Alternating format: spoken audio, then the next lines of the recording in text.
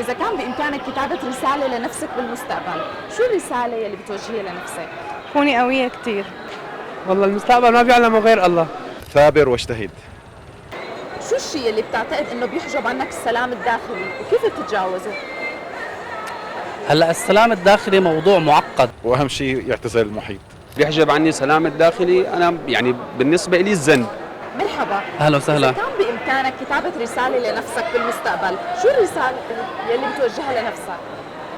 بقول انه انا كل شيء عملته بحياتي صح هي مرقت بمراحل كثير صعبه بحياتي، لكن بعتقد انه كل القرارات اللي اخذتها كانت قرارات صحيحه وناجحه. شو الشيء اللي بتعتقد إنه بيحجب عنك السلام الداخلي وكيف بتتجاوزه؟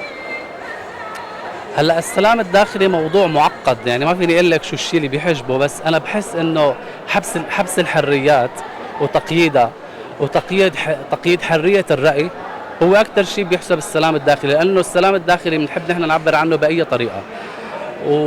ويعني نشوف مثلا الشيء اللي مضايقنا نحكيه، هذا اذا الشيء صار في حواليه قيود، طبعا ما عاد في سلام داخلي، ما عاد فينا نحكي الشيء اللي عم نشعر فيه. احنا كنا نطمح يعني شباب على هدف جميل وحلو هاي يعني نطمح للاحسن للافضل. انا الحمد لله وشكرا انا خريج دبلوم فنون جميله قسم فنون مسرحيه، فضل من الله يعني بالعراق. هسه صح اوضاع العراق شويه همينه تعبانه، بس ان شاء الله كل شيء يصلح ويرجع. الرسالة بوجهها لنفسي انه الله يقويني ويقدرني على فعل الخير.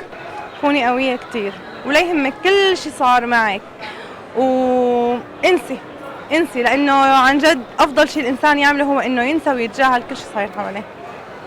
والله المستقبل ما بيعلمه غير الله، بس بقول انه ان شاء الله يكون الجاي على سوريا احسن باذن الله. طبعا سؤال صعب هذا. ثابر واجتهد. طيب شو الشيء اللي بتعتقد إنه بيحجب عنك السلام الداخلي وكيف بتتجاوزه؟ المحيط. واهم شيء يعتزل المحيط. أنت بتشوف سلامك الداخلي بالاعتزال؟ اكيد لما يكون المحيط كله مؤذي، الاعتزال افضل، الاعتزال او الهروب. السلام الداخلي اللي بيحجب عني سلام الداخلي انا يعني بالنسبه لي الذنب. اي ذنب اي غلط مع حدا، حتى يعني اني انا بغلط مع حدا بيحجب عني سلام لحتى اروح صالحه او لحتى انا هذا بالنسبه لي. السلام الداخلي هلا اول شيء انه مثلا انه انا بدي اخذ واعطي مع شخص، انه ما يكذب. الصدق اهم شيء بالحياه، يعني هو بس يفقد المصداقيه تبعه، كثير في شغلات تتغير بينه وبين الشخص اللي عم نعامله. كيف بتتجاوز الشيء اللي بشتت لك سلامك الداخلي؟ يعني بتجاوز وخلص، بدي انسى، بدي اعيش مع الواقع اللي عايشين فيه، يعني ما بدنا نحمل على بعض مثل ما بيقولوا، لانه اليوم كثير في شغلات صعبه عم نعيشها بالحياه.